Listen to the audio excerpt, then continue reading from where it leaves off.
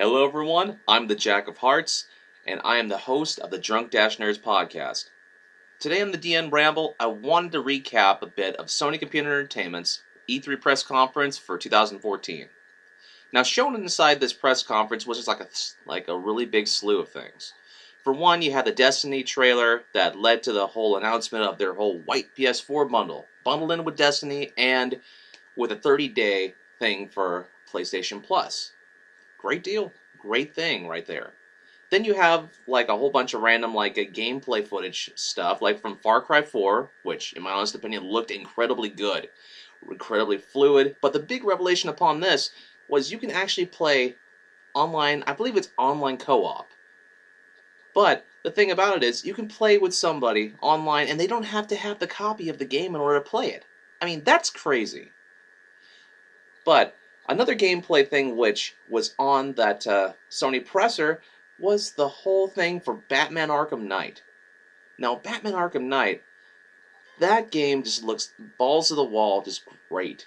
I mean, fluid, crisp, man, just the whole sequence of stuff of getting in and out of the Batmobile and just gliding along instead of Gotham City, that is freaking awesome.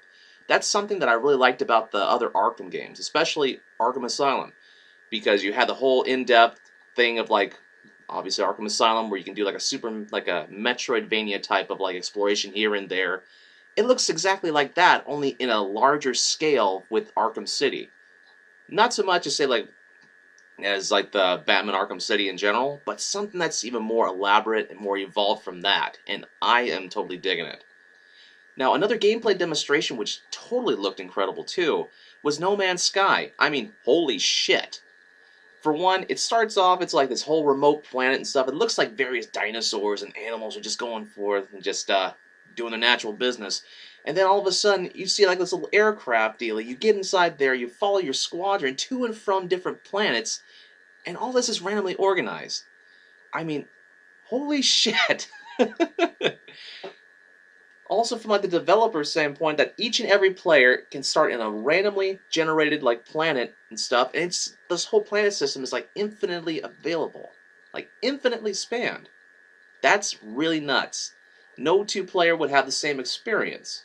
That's pretty creative, in my honest opinion. Really does outdo a lot of the AAA creativity at this moment. It's even more ambitious, this indie title in general, because I see the various indie type of games that are presented right now, but when you see No Man's Sky, it's like, holy crap, what in the world is going to be going on with this game? I just hope that this gameplay and everything else that was shown today, and even some parts of last year, will automatically just propel this game into something that's legendary. But that's just my personal opinion. But there were some other quick little teasers, like the Order 1886. We saw a brief, a couple minute gameplay demonstration of this whole huge atmospheric type of thing where you're facing off against this werewolf type of creature. And you know what? The whole mood of it kind of just changes. It's much more dark in tone, it looked like. You pretty much are just going around, in certain survival horror looks like instances where you're going to have these different type of battles depending upon what creature you're hunting down. And hey, you know what? I'm on board with that. I just hope that it's just not incredibly too dark and stuff like that, but that's just my own personal preference. Now, another game that was revealed that I kind of felt the live gameplay demonstration wasn't as presented as well was Little Big Planet 3. Now, the big shocker about this, it's not made by Media Molecule. No, as a matter of fact, it's another company developing this game, which, in my honest opinion, it's sort of like a red flag, because if the original company is not working on this game, there is pretty much a swift possibility that it could not be as great as the original couple games.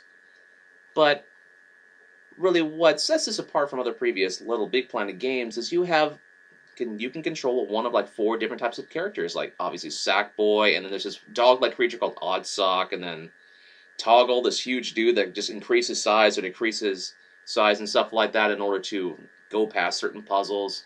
And then you have Swoop, this bird that could just carry you across the stage and do all sorts of various crap. But overall, I thought the game looked interesting, but it sort of feels like more of the same you know, in terms of Little Big Planet stuff that I've already done before. But the good part about it is this game is releasing at the end of 2014, like near the holiday season, so that's going to be a good incentive for PS4 owners to go and pick up like a family-friendly game for maybe their kids or something like that, or parents and families just playing together, you know, all that stuff.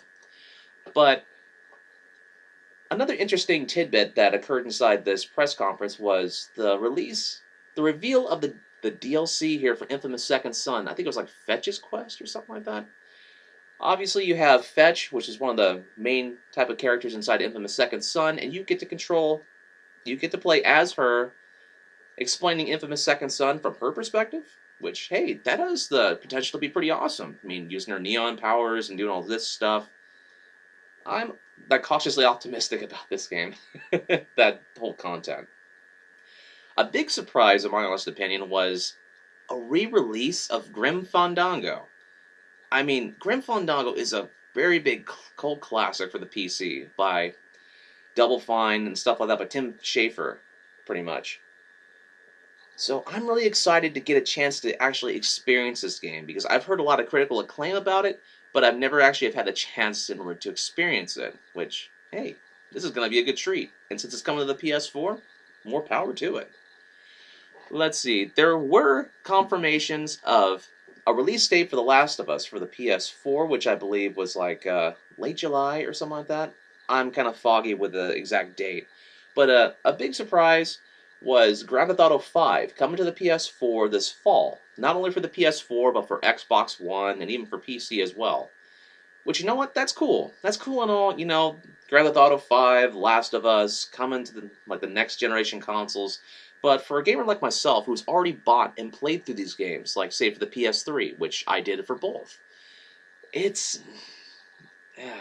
there's not enough content really left for me to rebuy them and play through them again. But the thing about it is, if you haven't experienced it, if you just delved into the next generation without even experiencing either of those games, you owe it upon yourself just at least to try them out. Why? Because, you know, they could just be your thing that you want to experience. Now, let's see. There were some other, like, minor little bumps as well. I mean, the Little Big Planet 3, like, live demonstration was kind of chaotic because, you know, some of the players kept dying. There's a lot of little inaccuracies and stuff like that were going on. But the press conference started slowing down a little bit, especially with the entertainment aspects.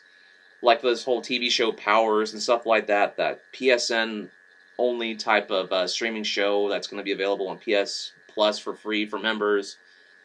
The Ratchet and Clank movie, which, hey, you know what? It's fun. I'd watch a movie about Ratchet and Clank. Of course, there's going to be a remake of the original Ratchet and Clank, which I'm far more interested in. Kind of wondering how that's going to turn out. Maybe if it's like successful enough or something like that, that they'll get the other sequels like remade or something. I mean, hey, anything's possible, I guess. Other than that, let's see. There was this weird game called Absu, or something like that. It's by, like, some of the makers that created Journey and stuff like that. It's a weird-ass game, in my honest opinion. You're, like, an undersea creature or something like that exploring the ocean. So, honestly, it's kind of hard to explain without even looking at the trailer. But I just won't really have much of, like, an impression of it until I actually play it myself, because I have no idea what's going on inside that game. And speaking of other games that I don't know what the hell's going on, the Metal Gear Solid 5, Phantom Pain trailer. That's just crazy. I mean, if you do have a chance, check out this trailer too, because this is just balls to the wall kind of crazy stuff, you know, like the boss and stuff like that, coming back from his coma, doing this, doing that, and stuff. There's actually one portion of the trailer where he's taking soldiers' like remains, like they're like cremated remains and stuff like that. Just get the ashes like on his face and stuff like that. That's like, what the fuck? I know, it's just really crazy, kind of a little bit disturbing here and there, but hey, you know what? Hideo Kojima has done pretty damn good with the Metal Gear Solid series. I mean, I thought like Ground Zeroes was kind of a little bit of a letdown, but then again, it was just like a technical like demonstration really for Phantom Pain. But speaking of other type of gameplay, type of trailer, you know, releases and stuff, Mortal Kombat X, holy crap, is that gruesome! I mean, they keep finding ways to make this game like edgier and edgier and stuff like that. But really, snapping people's necks, doing a whole lot of like various grossness and stuff like that. Hey, it may not be for me, but hell, there's a lot of people I know that would love to get their hands on this game and just play to death. I mean, it looks fun. But other than that, though, that was pretty much Sony's press conference in a nutshell, in my honest opinion. I know there's some... Actually, there is one more thing I should say. The Uncharted 4 trailer that ended the conference. That was cool. I love that. I love the fact that they just put the trailer out there so people are not going to be questioning, oh, okay, where's Uncharted 4? Blah, blah, blah, so on and so forth. Excuse me. But other than that, it's just that. Just a random trailer just saying, oh, hey, we're making this and stuff like that. Look for it in 2015. Which, hell, no problem with me. So, yeah. Before I go, let me just say that please listen to the Drunk Dash Nerds podcast. We have recently just passed over 50 episodes, and we would love if you went onto iTunes and just downloaded, listened to a couple of our episodes or whatsoever. Comment, rate, subscribe, even though I know a lot of you people don't even bother doing that if you don't want to. But just give us a shot. We may be something you like to listen to. Anyway, I have been the Jack of Hearts. And until tomorrow, when I go over Nintendo's press, E3, like, digital event stuff. See you later, guys, and good night.